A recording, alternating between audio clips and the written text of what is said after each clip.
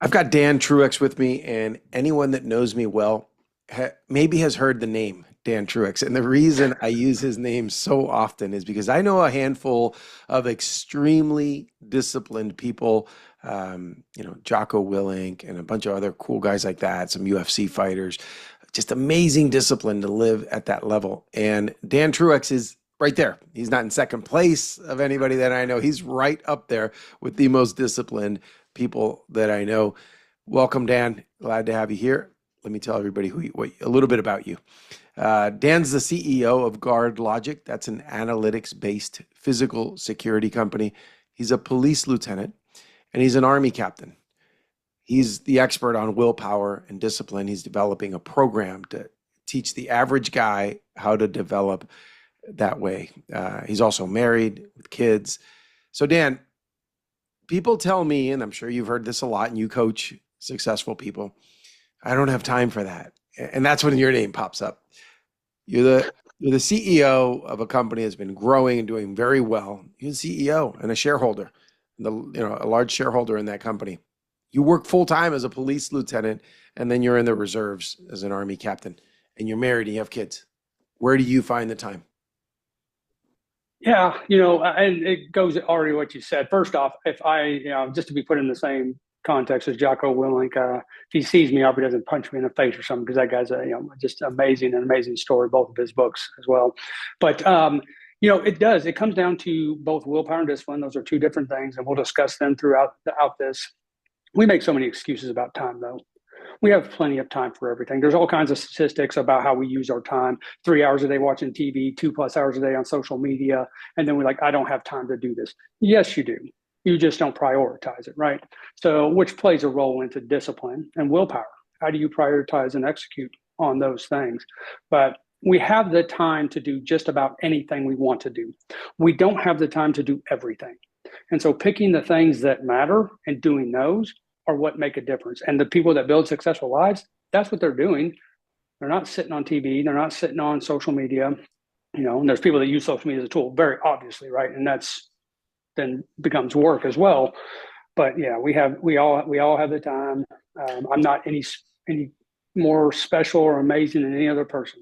You just do the Built, thing that you say you want to do, right? You want to accomplish something in your business, you go and put in the work. yeah, and sometimes I'm successful and sometimes I'm not, but it's the consistency there. It's consistently just getting back up and like, okay, that didn't work. Let me try this, or let me try that. When did you But start? And I want to get into your business, yeah, your company. When did you start that company? And why does a full-time employed and law enforcement person go and start a company? How'd that happen? sure. So I'll kind of tell the genesis story there, so to speak. So I've been in the military 27 years now, and the police a little over 18 and a half, somewhere around there. And at about around 2016, I started realizing that I lacked fulfillment in my life. And that led to a lot of introspection, a lot of deep searching. I was filling it with garbage, for being honest. I collected cigars. I had a massive cigar collection. I was writing a book on cigars and all these things. And it was just, but ultimately wasn't leading to any sense of fulfillment. And through that, I came to the realization that the reason, at least in part for this, was because I was living other people's definitions of success. And that's what we all tend to do. You have a peer group, you have people that you work with, and if you don't define success and your purpose for yourself, then you default to what everybody around you is saying is success. And so there's, successful to promote up in the military, successful to promote in the police department. And do not get me wrong, there are some incredibly fulfilling parts about both of those careers that I have, without a doubt. There's a reason I still do both of them, right? And they're amazing jobs, and I'm grateful for both of them. But you have to define success for yourself. You have to define your purpose. And so in the process of doing that, one of the things that resulted from that was starting a business. It's something I always wanted to do. I was, I had an entrepreneurial bent, and this is so common in entrepreneurial stories, right? But as a kid, I started a little cookie company. I was selling cookies to essentially my mom's friends and stuff, but they bought them. I made them buy them, right? But anyways, wanted to start a business, and so decided to start one as part of that, as part of my definition of success and my purpose. And we started that. It ultimately launched in 2017. I started with one partner. It was then called Aegis Security and Investigations. It's a long, complicated story. We're called GuardLogic today. Had to go through a rebranding, name change. We went through a merger and acquisition as well during that time frame. But it was and is an incredible growth journey that I'm still. I mean, like, listen, we're still facing challenges. It's not like I've got it all figured out by any means, right? It's just that if I look back today, and we're not talking that long ago, 2017 to 2024, right? So 7 years, give or take. But if you had told me 7.5 years ago that we would be where we are today, I would have told you you're absolutely crazy. Like, that's not going to happen. Wouldn't have believed it. But it's just, again, it comes down to consistency. There's no, single moment that just makes or breaks the entire company. And how And big's your so, company, Dan? yeah. So, just to tell you, by the way, because I can share these numbers at least, the first year we made $7,000. So that was a rough year, Wait, made it as 2017. profit or top line? No, that was revenue. That's top line revenue. But no, so today we're in 4 states. We're 250 plus employees. Currently speaking, we crossed 8 figures last year. We'll be in again for this year. We're a reoccurring revenue model mostly, so it's pretty steady as far as that goes. So crossing But the eight but figures and you're the CEO. How the heck do you break up your time? How much time can you possibly dedicate to this business? yeah, and so here's the thing: when you tell any story, right? I'm sorry, when you tell your life story, inevitably you use the word I a lot, right? I did this, I did that. But the reality is that it's always a team event, like always a team event. And I would absolutely credit the incredible team. Like, I would credit that for across all my careers. Any of my success has been a team event. It's not just like me, oh, I'm just in this vacuum, doing this stuff. Here's the thing I would say. People come to, like, I've had all kinds of people tell me, like, I cannot believe you grew a business to this size while you're essentially a part-time CEO. And I see entrepreneurs that burn the bridge, burn the boats essentially, and say, you know what, I'm just quitting everything and starting this business. And I look at those people like, I don't know how you're going to feed your family, but good luck. Those are the people that are impressive to me. But something that's very, very, and I talked about this on a different podcast a couple months ago, but I guess, what it forced us to do, because my CFO is part-time as well, is it forced us to grow a really strong team and to constantly be trying to upgrade that team, build it, and so that's the secret to the success. Any large company or larger, and we're not a large company, I mean, by definition, but if you look at, let's just take any massive company, Apple or whatever, Tesla, Ford, GM, if the CEO went away today, that company is going to still exist. And that's due to the team they build. Now, it might go downhill if that leader's, not been a great one, but ultimately it's a team event. And so when you talk about how do I have time to do it, like, we just put the time into things that matter. And again, when you put a lot of stuff into a small section of time, it then forces you to very much to focus on the things that matter. Like, I don't have time to waste on stupid conversations. I don't have time to waste on worthless emails or getting back and forth. If the proverbial water cooler, you would never find me there. Like, it doesn't matter. I don't watch TV. I get on social media occasionally. I check it, look at it, whatever, but I spend hardly any time on those things. Those things don't matter to me. And they aren't accomplishing anything that I want to accomplish when I do those things. Did it So, ever, did I know you know, social media didn't exist when we were young, but were you thank God. wasting time yeah, I'm so glad. As a youngster, did you watch TV? You got home from school, watched G.I. Joe, anything like that? No. What's interesting is, and this is probably a big factor in why I don't do it today, or I wouldn't do it now regardless, but I just never had. Well, I didn't grow up with a TV. Like, my dad was just flat out against TVs. So we didn't have one in the house. Wow. I played outside and did all these things. I played with GI Joes. I occasionally got Mhm. to see it if I was at a friend's house or the grandma's or something. I loved it at the time, but we didn't have one in the house, and thank God for that. Man, I never You thought know, about that. That's a blessing because oh as yeah, active as I wanted to be and as much as I wanted to go run around outside, whenever all the kids, no kid, I was the kid that knocked on everyone's door and tried to get them to come out because all I wanted to do was run and bike ride and run after a ball. When nobody wanted to, I said, well, I guess I'll go inside and I'd watch TV. And I wish I didn't have that option. So, man, you didn't have that option and it kind of trained yeah, you, right? yeah. I mean, that's just, you don't realize it at the time, right? but that's formative years. It matters so much. Those little things. And I'm, yeah, very grateful for it today. Back then I wasn't. I was the weird kid who didn't have a TV, um, you know, and so that wasn't cool. But uh, ultimately, if you gave me the decision, like, would you give yourself a TV back then? I'd be like, absolutely not. Yeah, no. Like, So how about this? And I want to jump more into the business and all the other stuff you're doing, but what about, I know that you eat very healthy. What about that? Did that get instilled as a kid? Just like not having a TV, now you don't waste time. What about eating? Did you eat as healthy when you were a kid? yeah, I don't, I mean, I don't really think that there was much of a focus there, to be honest with you. My mom always cooked, and I think that actually matters without a doubt. I think, just preparing food versus highly processed store foods, there is a vast difference. There wasn't a huge focus on it. There wasn't dessert every night either. That's for sure. And that's, I think, a key piece. I think just eat less sugar would be my number one tip. Yeah. No, I mean, I think that the eating healthy came over time. Well, I can tell you exactly when I switched to that. That was in 2011. So even not that long ago. We're talking 12 years ago, but no, 13.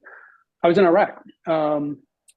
And my only point there was to go on mission and get as big as I could. Get as big as I could. And I was ingesting these massive like protein slash sugar shakes, like Mm. eating 5,000 calories a day. I got up to 230 pounds. I could lift a house. I mean, like I was really, really strong, deadlifting 400 plus, benching 300 plus. And I can't remember what I was squatting. I was well over 1,000, like 11, 1,200 pounds. And that, if you do that with 1,000 pound club or whatever. But anyways, and then we had the PT test coming up. So I'm going to go out and get a quick run in, just kind of start working. So, because I wasn't doing any cardio. And I ran about 100 feet and I almost died. I was like, this is horrible. I can't breathe. What is going on? I was like, and it just crossed my mind that what I am doing is, yes, I'm getting strong, but it's not actually healthy. And I started just doing a deep dive on what is actual health. I tend to prefer today, I lean towards kind of a paleo primal type lifestyle or diet of sorts.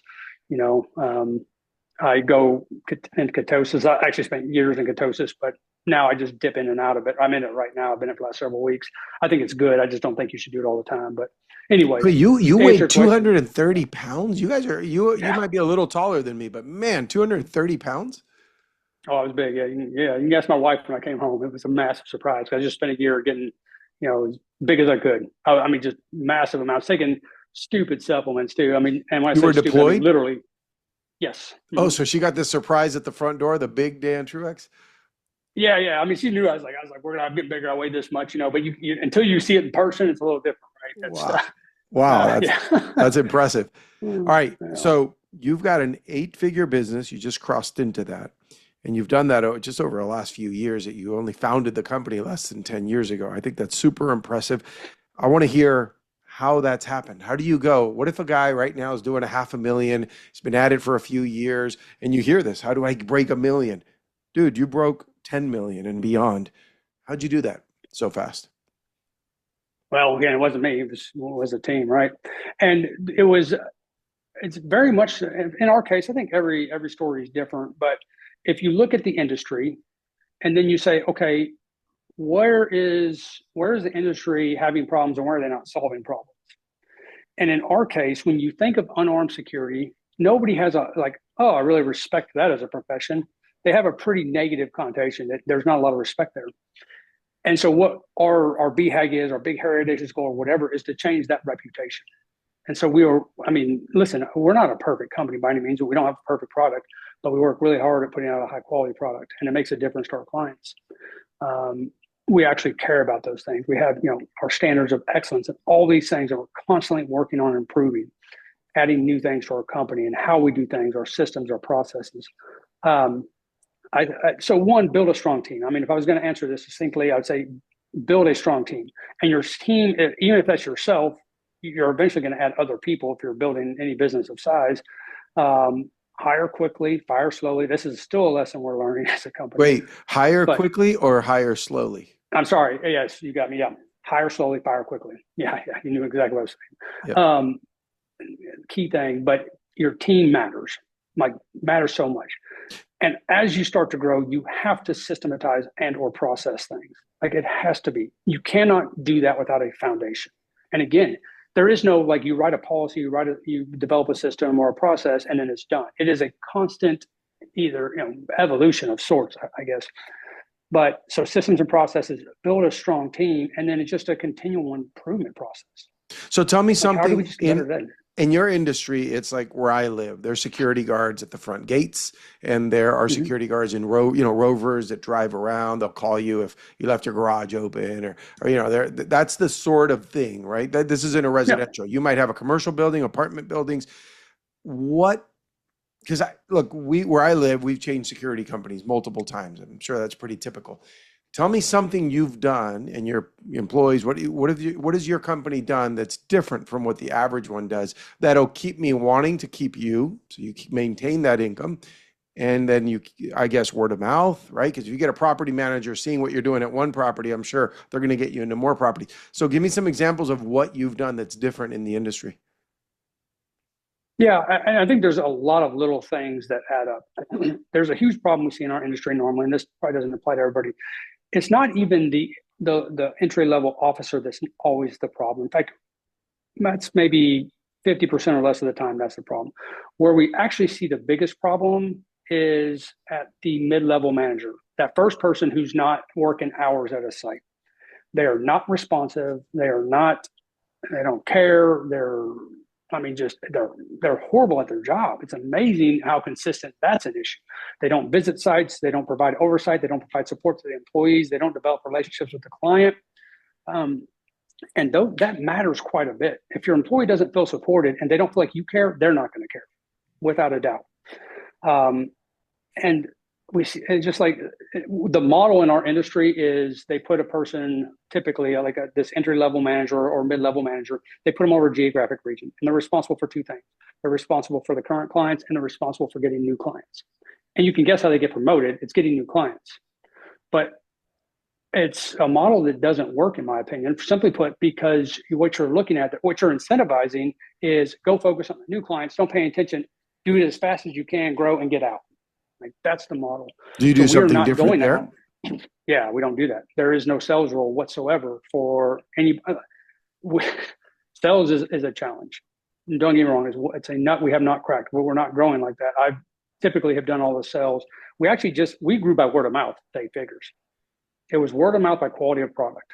Um, Now we have our first salesperson ever. We've gone through our sales process, building that out. We're in that process right now because we can't expand at the rate we want to expand as a company by doing the same thing we've always done. So how do you get an But employee to stay motivated to keep a client? If there's no commission on that, is there a retention bonus? How do you keep that team engaged? are you talking about the mid-level manager? I assume there. Yeah, any manager, any employee, what's the incentive in, hey, we got to keep this client? I know your Yeah, incentive and your because business yeah, partner's incentive, you get recurring revenue, but how do you keep people engaged to do that? God, we've got a great team. I need to probably drill into that a bit more.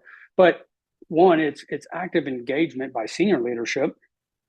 Again, if they know you care, they care. Two, it's letting people realize that the best way to grow within our company is not by going out and getting new clients. It's by the overall growth of the company. As the company grows, that provides opportunity for everyone.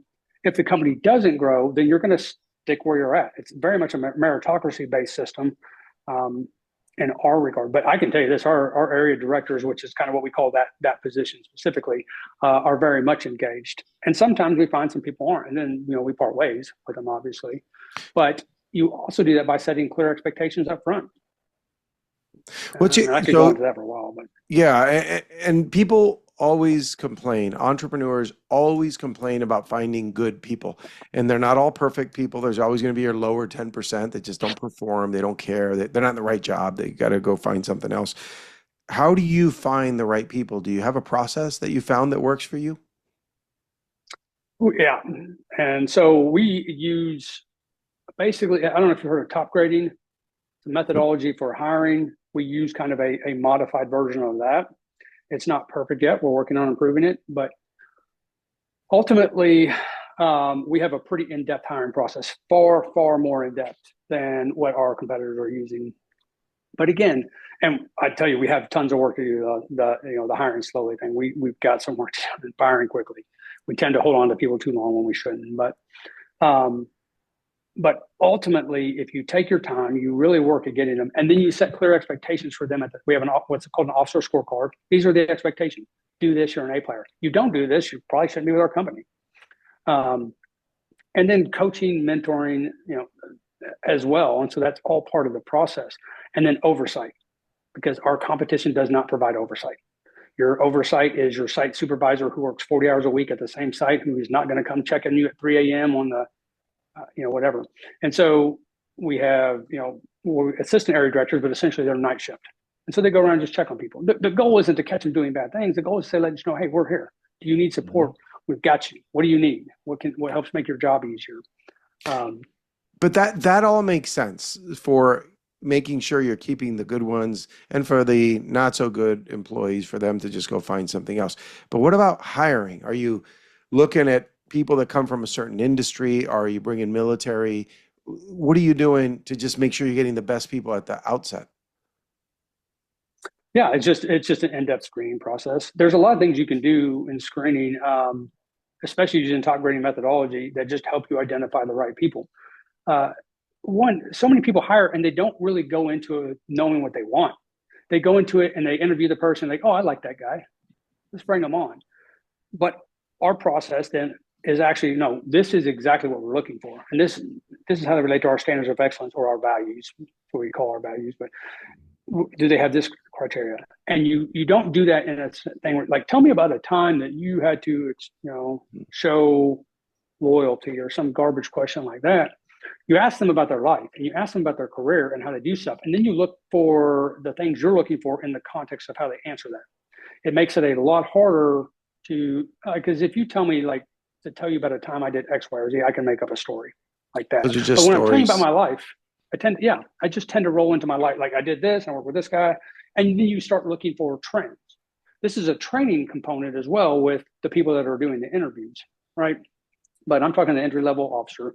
We'll have two people that interview them so they can compare notes and look at them. We don't do one, and we do in person interviews. This is drastically different than our competition, I'm telling you. But yeah, and I'll tell you this, like, you can ask me all these questions and I'm not going to tell you some amazing complex secret answer. We're just doing the little things you're supposed to do. Like, these are all common sense things. People just don't do them. Yeah, you could probably make a top 10 list and send it to your competitors, and I'm sure most won't do it. We all know the things we're Oh, supposed to do.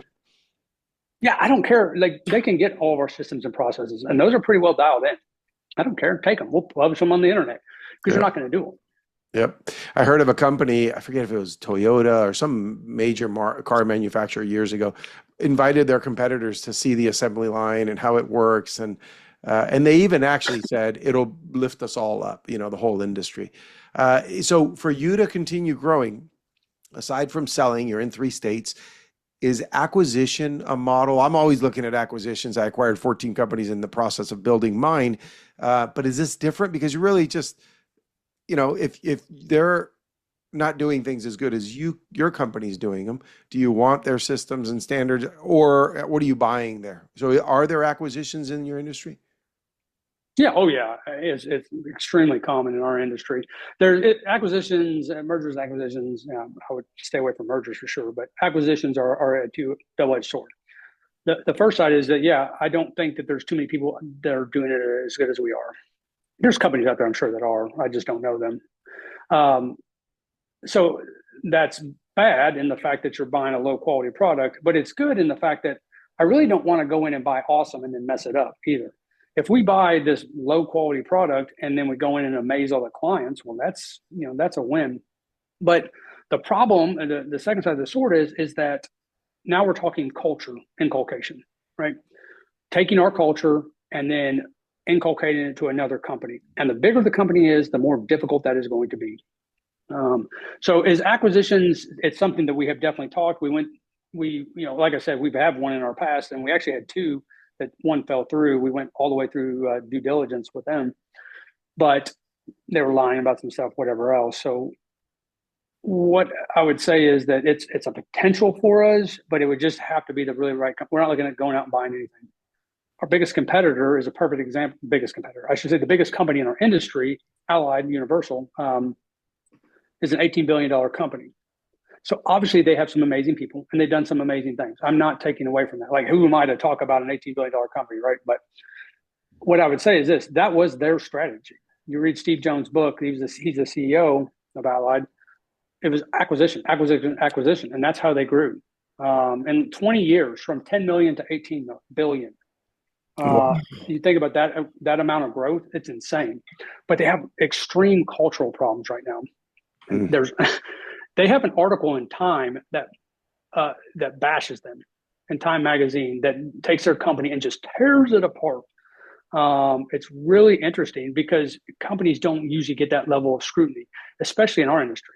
Like, nobody cares. It's just like, they rent a cop and it's out here. Nobody's writing a Time article on you. Well, congrats. Yeah. You got the Well, Time article. growing that fast to put that many Oh, type yeah. people and companies and all that together, that's a tough one.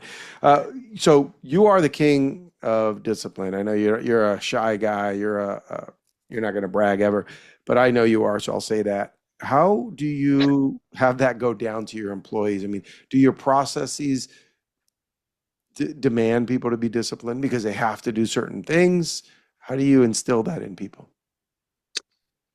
Yeah, and I guess the example of one, yeah, it's very process driven. I mean, like, just set expectations. If people know what they're supposed to do, they'll go do the stuff they're supposed to do, generally speaking. And if they don't, it becomes pretty obvious. You have to have obvious metrics to measure that stuff, and that's a whole other process to get instilled. I think that there's so much that people take away from watching the people above them, their leaders, right? I really do, and I'm not saying I'm special here because there's not too much interaction I have with a day-to-day frontline officer.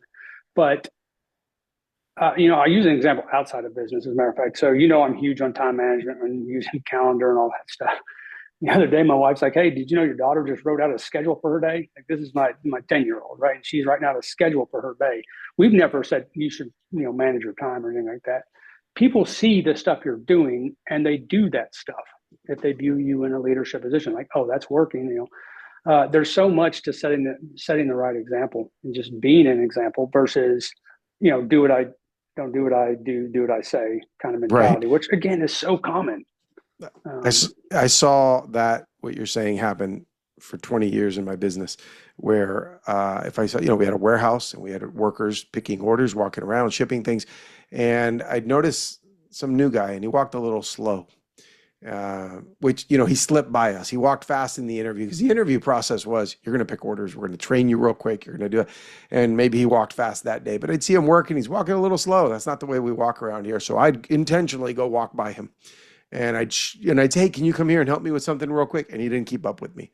And so the idea was, if he sees me walking fast, hopefully he picks it up. And a lot of people actually did. They'd pick up the pace, and then you'd start noticing them move faster. Another thing, I had a pet peeve: little slips of paper and little things that fall when you're shipping 4,000 items a day, and they're on the floor. I hate litter and I hate stuff on the floor. So every time I walked by employees, I'd be picking stuff up. I'd be going to do something, but I'd make sure I'd pick it up in front of them. And then I started noticing they did that because that's how we do it here. Right. So it does work. Culture starts at the top. Yeah, 100%. So tell me so you're not in the day-to-day, you're not there checking up on the guards, but you are the CEO. What opportunities have you had to mentor folks in your organization? Yeah, as far as direct mentorship, I don't. Again, it just kind of goes back to seeing what I do day in, day out. What I would say is that there are always, in any leadership positions, you have a choice. You're going to have problems. Right? You're going to have challenges. And somebody can call you with a problem and you can solve that problem for them, or you can tell them what to go do, or you can talk through it with them and help them come to a solution. And I had a great opportunity yesterday where I spent 45 minutes on the phone with a guy that just was stressed out. Great guy, super young, promoted fast within our company. And he's learning, he's growing, a lot of potential. And he's going to get there, but he's stressed out right now. And when you're that young, you don't always see it. So taking the time when those moments arise versus contrived situations is incredibly important. And it's sometimes hard to do because you don't get to pick when those happen. You can Yeah. be tired, you can be hungry, you can be angry, you can have a billion other things going on. And stopping and saying, whoa, this is a valuable moment I have to talk to a person is incredibly important. Again, it's a lesson I'm still learning. Like sometimes I don't make the best decisions in there, and I'm like, oh no, I should have said this, or I need to call him back and let's talk through that a bit more. So in that Because the easiest situation, thing to you do, invested 45 minutes. What do you think came out of it? What did for him? What do you think he walked away feeling? yeah, I think well, and just based on how the conversation went and everything else, a lot of that weight was removed from his shoulders. He realized that, hey, I have problems now, but we're working through those problems. We're solving them. He walked away with a better understanding of how to solve those problems, um, and just a lot less stress on his shoulders. And the one thing he said at the end was, he's like, I think the best thing is just knowing that you guys got my back. That's what he wanted to hear. Yeah. It's not like, hey, man, you're doing terrible. You need to fix this. Because one, he's not doing terrible, but whatever. Um, but he's doing a great job. And sometimes you just need to hear you're doing a great job, even when you're, or not even when, but especially when you're going through challenges and difficulty and growth. Yeah. Yesterday, I met with a business coach who does like culture index and all these sort of things. And it is interesting because her system, Enneagram, I think it's called, has like 9 personality types, and they really get it down. Some people really do need to be told, hey, you're doing a great job. And some, honestly, as long as you give them a paycheck, they feel incentivized. The hard part is the bigger you get your company and you're, 250 people, it's hard to know how everybody responds. But at least the key people that you're in touch with, you can have that impact, like in this Yeah. case. I think that, like, just make the assumption that they need to hear it. Because what's the worst? Like, I'm actually one of those people that don't need it. I don't need Hmm. to hear it. Yeah, Like, but it it doesn't won't hurt matter. if Like, tell someone me. says it. It doesn't backfire. Yeah. It's not like, oh man, I'm mad at that person for telling me I did a great. That doesn't happen. And there's other things that, like, little things that we do. I have a form that goes out, and people can recommend people. I send postcards, handwritten postcards, to our employees that do a great job. So I've sent hundreds of those out, and I'll continue to do that as they send them up. But I'm always looking for ways to recognize our people and say, hey, you're doing a great job. And there's sites that have them hanging on the wall at their site. They put them up when they get them, and it's kind of a competition of sorts. I mean, it's one of those tiny little things that you can't. It's hard to tell until you hear stories like that whether or not they're having an impact. Yeah, well, that's one of Um, those things. You said that you guys are doing some things differently from the competition. I promise you, there's not a lot of business owners, CEOs writing handwritten letters to their employees showing, appreciation for the good job they're doing. So that's a good one. So something I didn't mention earlier, yeah, you're an Army captain in the reserves, but you were in the Marine Corps. For how long were you in? 4 years active duty, Marine Corps infantry. And those 4 years of active duty Marine Corps and then reserves with the Army, how many times have you deployed in total? Five. Five So times two non-combat deployments, just to be clear on that, and then three to Iraq.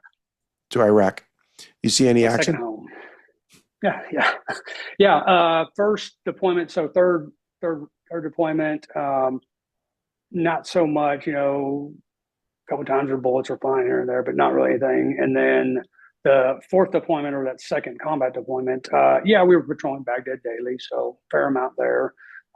Listen, you talk to people like Jocko Willing, you brought him up earlier, like, dude, we're not going to sit together and drink beers and tell war stories because I'm like, well, that's a cool story. I don't really have anything that compares, but definitely have seen some here and there. I've checked every box I wanted to ever check. Well, hold on. Grateful That for that those makes me opportunities. think. Did you want to see more? I don't know that at this point in my life, I really want to see anymore. Did you want when There, you were there? Were you looking for it? Is that a thrill? Is that a rush to see more oh yeah, action? yeah. I mean, I think people respond to it in different ways, and I'm not just badass or whatever. I'm not trying to say that, so please don't let it come across like that. But yeah, I think people have various reactions to that, but one of them is definitely, you see this in soldiers that come back all the time. It's why you see a lot of risky, behavior. That they'll buy a motorcycle and they'll be, doing 120 miles per hour because they're seeking that thrill again, right? Or they're seeking that whatever. And so, yeah, you do. And I'll tell you, I mean, I went 4 years in the Marine Corps and I got out I was discharged in the Marine Corps in August of 2001. So right before September Mm. 11th. Thought I'd get called back. I didn't. But ultimately, I was like, well, I'm not going to miss this. I was like, I'm going back in. And I had a friend that was in the Guard. So I was like, I joined the Guard. And sure enough, 11 months later, give or take, whatever that was, I was in Iraq. Yeah, I'm sure right after 9/11, you knew you're going to get action and get deployed. Um, so I've read you're working on a book, and you've Yeah. co-authored before, right? In a book. Mm. Yeah, I was the one with the Brotherhood. Yeah, Yep. not just a chapter. Yeah, but now you're working on your own book. I've read some of it, just the rough draft that you put together. You talk about what in there? Describe that book. Yes, willpower and discipline.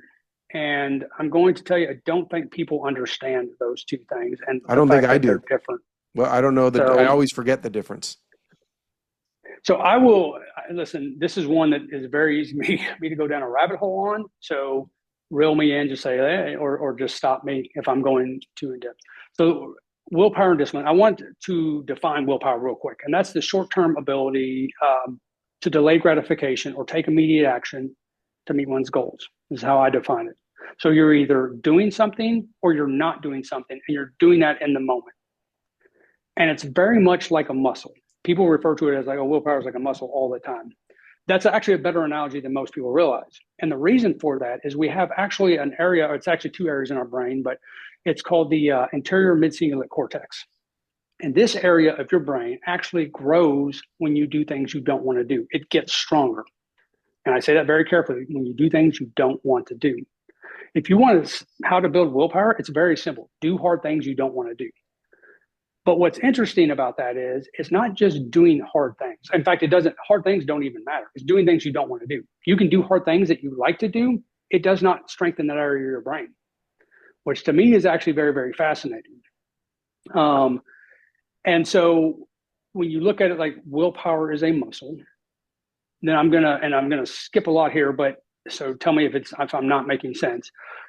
Let's talk about then what is discipline in that context. And I'll define discipline real quick, and then I'm going to kind of lay out a framework for this. But discipline is the consistent and systematic application of self control in order to achieve your goals, purpose, or vision. So it's this longer term aspect. And so if you think of willpower as your muscular system, discipline is the skeletal structure within that.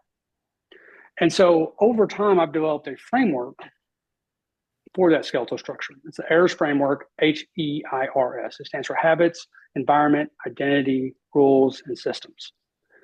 And if you take these things and you combine muscle and your skeletal structure, you have a much better functioning system. And I'll give you just an analogy to play that. So if you take a weight and you hold it out at 90 degrees, doesn't matter what that weight weighs, 25 pounds, whatever, really hard because you're using almost all muscle. Now, if you take that weight and you raise it up above your head, straight up, well, it's easier because you're using more bone structure here, bone support. You're still using stabilizer muscles. You're still doing things, but it's still easier. Now you're using both. And if I take that weight and I take my elbow and I sit on the table and hold that weight straight up, now it becomes a lot easier. It's really easier. I'm still using a little bit of stabilization muscle, a little bit of willpower, but mostly bone support to accomplish the things I want to do. Not easy, easier. And so if you want to grow, this requires the joint use and you want to achieve your purpose, your goals, your vision. It requires using willpower and discipline. The point isn't just to do things you endlessly hate. The point is to take those things that you know you don't want to do and then over time outsource them to discipline. And you're really not regretting doing it, but it's not to not use willpower anymore. The point then is very much to take that willpower and apply it elsewhere. To And continue does one of strengthening. these Yeah. build on the other? How do they work? Oh, they're both interconnected. They're both you can't. They're two different things, but they're interconnected. You can't I don't see how you actually remove them if you want to be successful. Yeah. Like if you just make great decisions in the moment, well, then over time that's going to add up. It can be a lot. But what I'm saying is that if you use them together, it's a lot easier. And again, easier, not easy. Sure. I'll use the cold example, or I'm sorry, the cold shower example. So because we've talked about this numerous times. Yeah, you like to take. taken, Well, no, you don't like to take cold showers. You take cold I don't even, showers. well, yeah, and that's what we'll get to. So when I first started doing this, early 2020, I read an article said this woman wrote, like, I took 30 straight days of cold showers. Here's what I learned, whatever. I was like, well, she can do it 30 days. I can't do. So I hadn't really done it. I'd done it a couple times before. I was like, okay, I'm gonna do it for 30 days and see what happens. And when you start something like that, it's very hard and I don't want to do it. Very, very important I did not want to do it. Now, over the last 4+ years of time, that's been outsourced to discipline. Like it doesn't grow my willpower anymore. It doesn't grow the anterior midcingulate Mm. cortex anymore because it doesn't matter. It's just what I do. Like if you look at this, it's a habit for me to just twist the knob just barely, get the cold water going. I just get in. There is no thought about it. This has been outsourced to discipline. It's part of my identity. When I talked about habits, environment, identity, rules, and systems, it's part of my identity. I'm a person that takes cold showers. I take cold showers. I only take cold showers. The second I take a warm shower now, I have to go tell you, like, hey man, I took a warm shower. My streak's dead. You know, um, it's part of who I am, and it's not something that grows my. I've outsourced this, but there's health benefits to this, right? And everything is so interconnected. But you look at that with anything that you do in life. When you first started out, that's growing towards a goal or a purpose, it's probably something you don't want to do.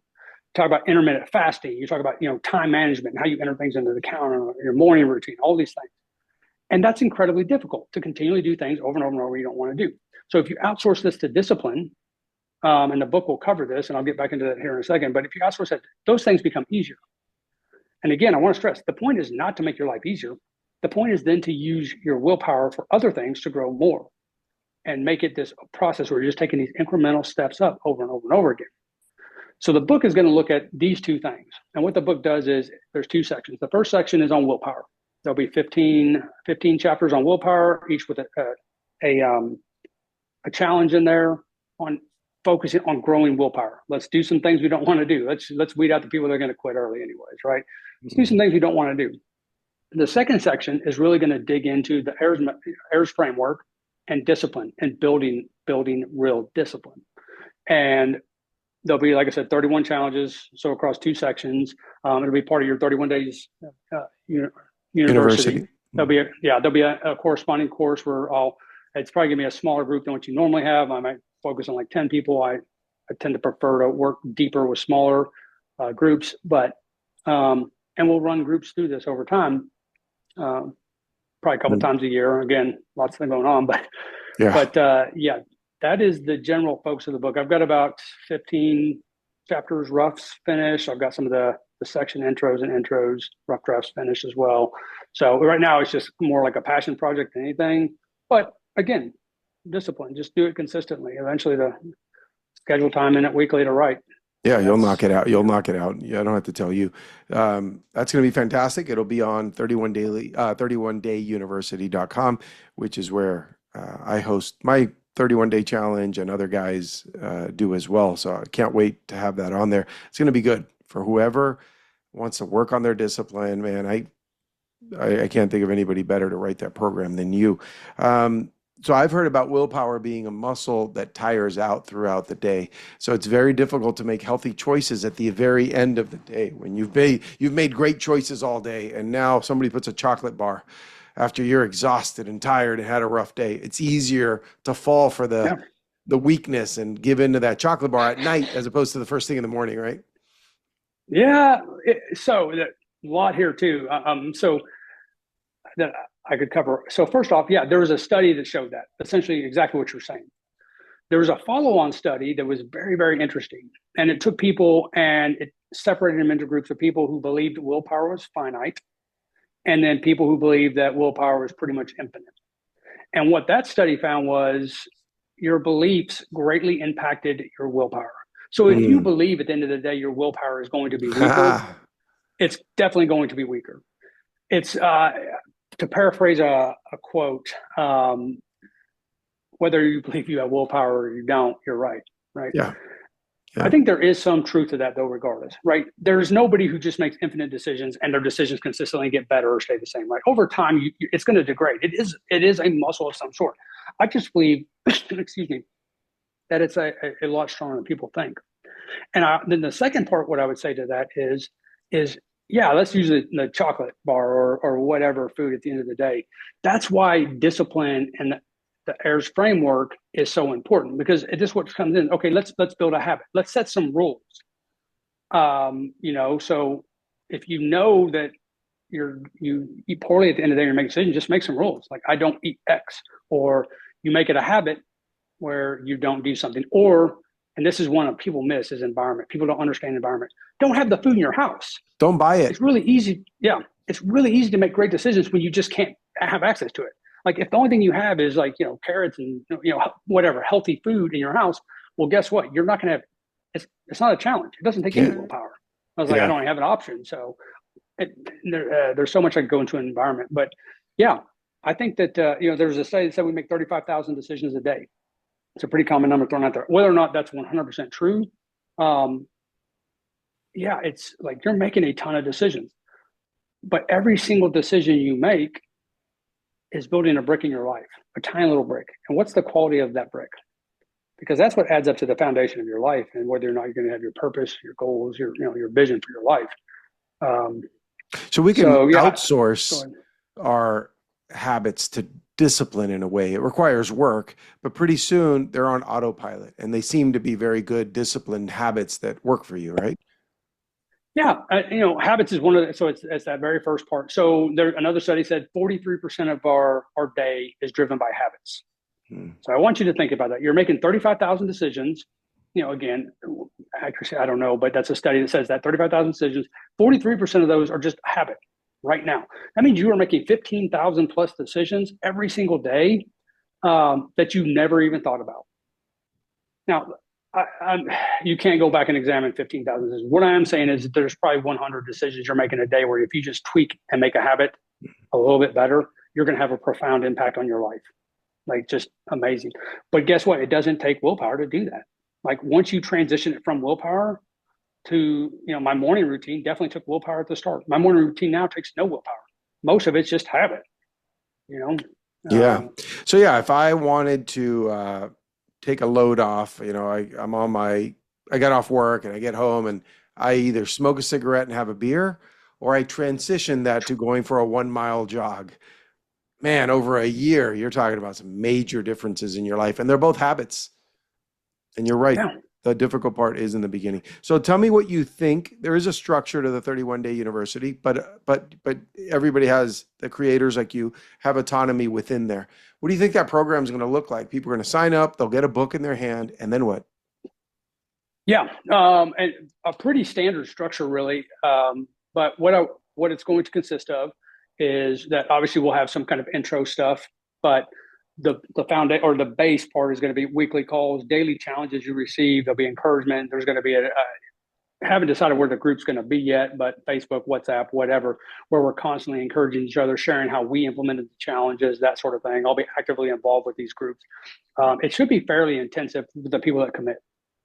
Um, and listen, I'm not saying that anybody's going to come out of it a master of discipline. What I am saying, without a doubt, is that people will come out of this with a very clear understanding of the difference between willpower and discipline, how to build both in their life, and how to do so in a way that is synergistic, that works towards ultimately achieving the purpose, vision they have for their own life. And this is a guy who's done this, guys. If you're listening to this and thinking, who's he to tell me? You've already heard some of these things. I can assure you, Dan is extremely disciplined. If you people can, if they're on any of my mailing lists at joelgandara.com or 31 Daily Challenges or any of that, I'll definitely be announcing when you launch that program. I want everybody to get in it. And there'll be that FOMO. If they don't sign up quickly, you're going to close it out, and then they'll have to wait for the next Yeah, one. it'll be a small group for Yeah, sure. exactly. So you are the guy for discipline. But tell me an example in your life. Do you ever just give yourself a lazy day? You ever give yourself a day off? There is a double-edged sword being so sometimes it's very hard. Even on vacation, it is very, very hard to let go. Um, I don't feel good. I don't like the way I feel when I haven't been productive. I can give myself lazy hours here and there. I can do that, but only really in the context of if I've had a great productive day, right? I think you need downtime without a doubt. But let's define lazy, right? Again, you can do that. You can lazy for me might be going on a walk versus going on a run. But the flip side of that is lazy could also be sitting, like you said, smoking a cigarette and drinking a beer. Those are two both in ways lazy in sorts, if whatever, but they're vastly different. I call them meaningful leisure activities. Like the things you do on your downtime, I still think should have some purpose or meaning behind them or some value or benefit. I don't think we want to drink beer and smoke cigarettes.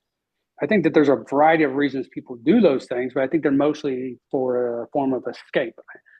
And I'm not looking for a form of escape for my life. And I think that matters.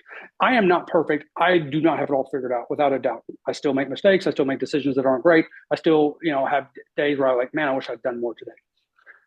But Yeah, I think that you're due more, and I know this is a lot more that you gotten done, even when you think that you should do more. So what do you think when we last year we were on retreat with the men of the Brotherhood, and we had some times where we sat around in a circle and we chatted about a topic, right? Other times we were working out, doing jujitsu, 5 mile run, doing cold plunges, all these things, and I'm sure there you're loving it. But what about when we're all sitting around talking about something? Do you kind of feel like you want to go jog while we're talking? no, no. There's true value to that though. We were talking about meaningful leisure activities, MLAs. Like there's value to that. So you're connecting with people, and that is something I struggle with. I'm an introvert. I struggle to see the value. I don't feel awkward or anything like that. Whatever. But it provides. I mean, relationships are meaningful. There's all kinds of studies that show the value. Whether it's people with strong relationships live longer lives. Like that's just a fact. It's been studied. At least correlation. Hmm. It's a richer life. It's a more meaningful life. So I think that stuff does provide real value. And so things I don't want to do, well, I need to go do those things, right? But do I think that's a waste of time? Absolutely not. Especially when you're, well, let me say this, in the context of doing it with the right people.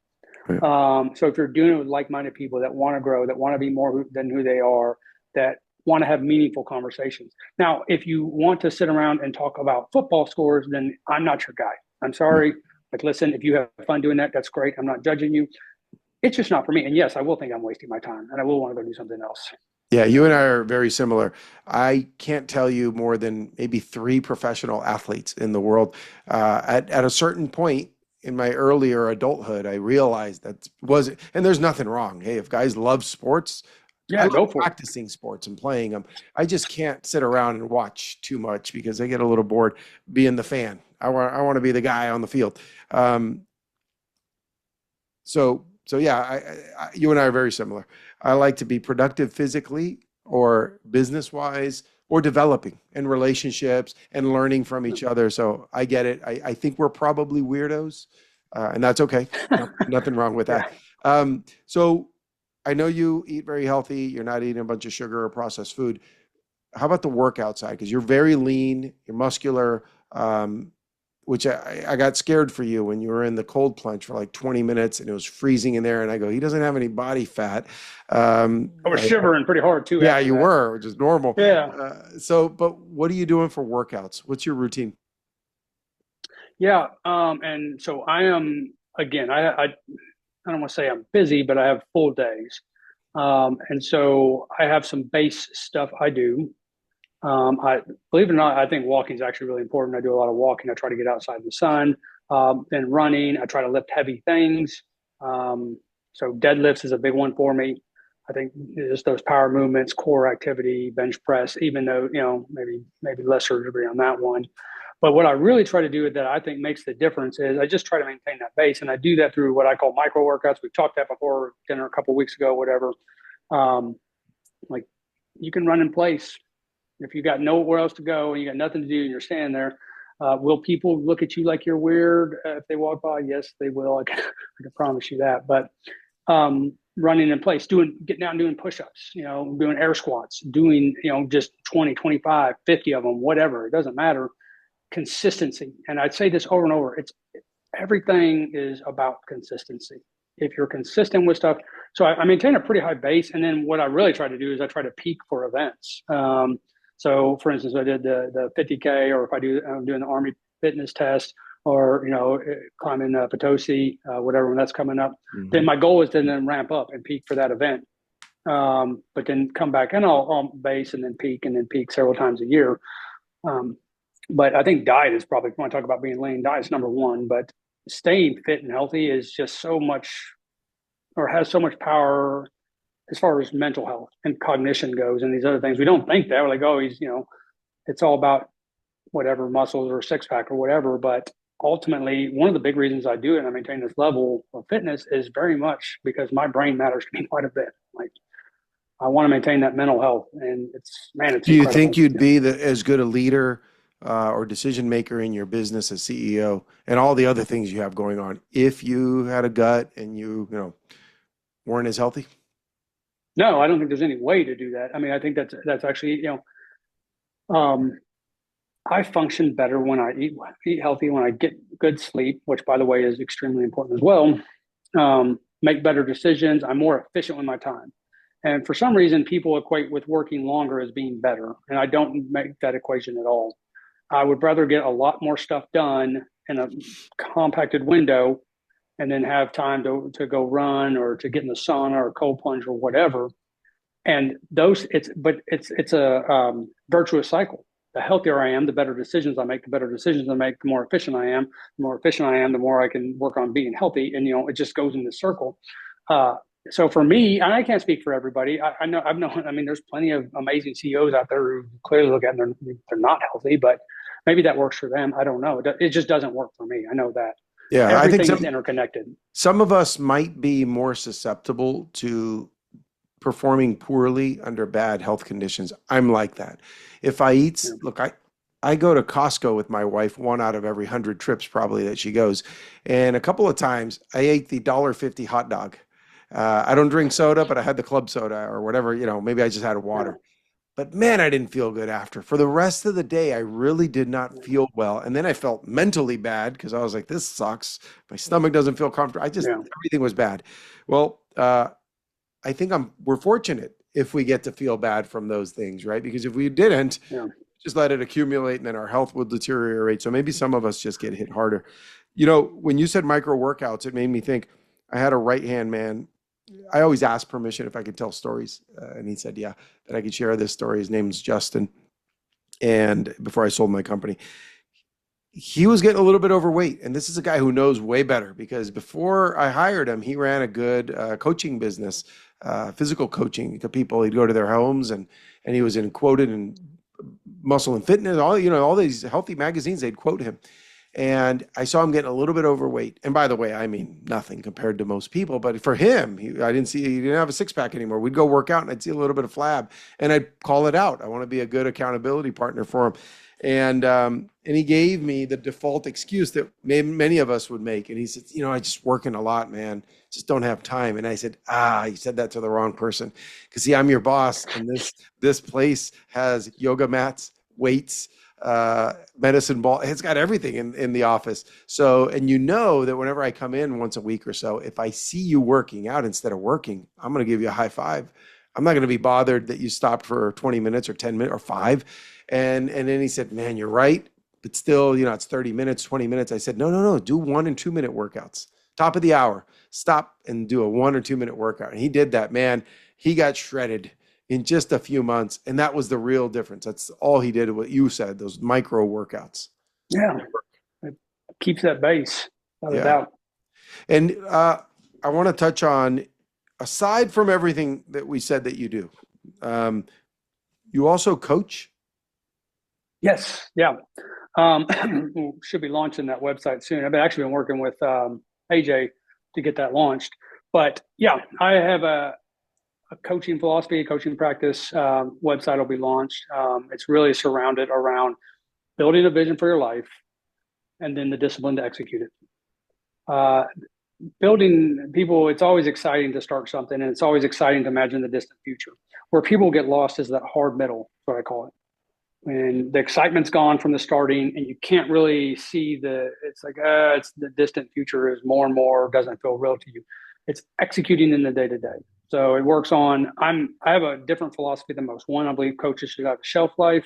I don't believe the same person should be coaching you indefinitely. I very much believe then mentorship may be a bit different, right? A mentor, maybe you can go indefinitely.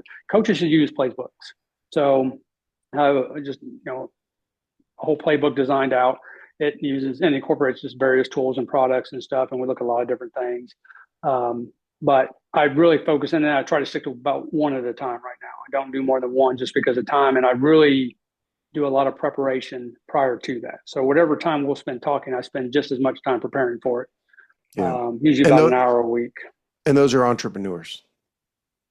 Really anybody. I don't. Just anybody that wants to build a vision for their life. It doesn't. Your vision for life doesn't need to be building your own business, without a doubt. I don't. I don't consider myself a business expert by any means. I'm not going to coach people specifically on business. What I do consider myself pretty well versed in is how to establish a vision for your life, and then how to actually go about systematizing that vision. Applying that. Now, I talked about the AIRS framework, but applying the AIRS framework and building willpower, doing those things. A lot of people a lot of people want to do this stuff, and they will do this stuff if they have a structure and a framework around it. They just don't know how to start. That AIRS And building a framework is vision. something that you created? Yeah, it's just over time. Absolutely. Like, what are the things that build real discipline? I'm telling you, it's habits, environment, identity, and I could go in those for hours. Rules and systems. Yeah. Take those things. I cannot find a single thing. I put some work into it. I'm actually going to have some people abs volunteer to do it as well, but kind of sharpshoot it a bit first because I want to find flaws in it and then improve it ultimately. But if you tell me something that is related to building the life you want, and I can't fit it in the Harris framework, I haven't found that thing yet. Man, fantastic. Um, So that when you have someone, you coach them one-on-one, you work through that, right? yeah, so we start with, like I said, building a vision because people don't have a vision, and there's no point to have discipline if you don't have a reason for it. Right. Like, you can be super disciplined, and you're not trying to accomplish anything. And Yeah. most people don't have a vision for life. Almost no one has a vision for their life, let alone one they've thought out really deeply across all pillars of their life, family and friends and relationships and whatever else, business, career, financial, all these areas. I think as someone that coaches with you will benefit so much. I mean, it really is a gift when you find out why you should be on this planet, what you're here to do. Once you have that mission in place, man, you get such clarity because then Yeah. situations that come up, you have an option. Does that take me toward my goal or does that detract me? Does it move me away from it? So that, Yeah. yeah, that's a gift they're going to get when they coach you and they hire you as a coach. All right. One thing that I'm a loser, I'm not getting ahead in life, I'm frustrated, nothing goes my way. What advice do you give to somebody who's talking like that, who's thinking like that, acting like that? What's one thing Yeah. they could Harris start doing? framework. Okay, but Harris today, let's framework. say you can't open, Identity. they Yeah. can't open your book, they can't right now, just Yeah. in passing. What do they need? Yeah. How we talk to ourselves, excuse me, how we talk to ourselves is incredibly important. It's incredibly important how we view ourselves, all of those things. If you view yourself as lazy, you're going to be lazy. If you view yourself as successful or athletic or good or bad, all those things are going to be true. It's how you build yourself or view yourself. So building an identity aligned with who you want to become is incredibly important. So if whatever example you want to use there, one, stop talking to yourself like that. I don't get how people talk to themselves. I will never disrespect myself in my own head. I can tell you that. Not ever. I don't make jokes about myself. I don't, whatever. Never. Now, does it mean I'm perfect? No. Does it mean I don't make mistakes? No. I acknowledge those. Like, okay, what can we do to improve? What can I do to move on, et cetera, et cetera. But if you want to change your identity, you have to start doing something to change it. And it doesn't have to be big. You have to build a different identity that it's aligned with who you want to become. If you want to be healthy, like, it's really not as hard as people think. Start building little tiny bricks. Book, it's called Habit Stacking by S.J. Scott. Talks about just little tiny habits. How drinking a 16 glass ounce of water as soon as you wake up can spur all these other little habits. Start building those tiny little habits. Okay, I'm gonna walk half a mile, whatever. Do little things that send a message to your brain that say, I am not lazy, I am not fat, I am not whatever, I am this person. Build an identity around who you want to become. And it takes time. It takes consistency. It's not going to discipline, willpower, whatever it is. None of these are switches. You Yeah. don't instantly go from being a really down on yourself person to a really like, I am perfect, I'm awesome, whatever. It doesn't happen. Start doing something small.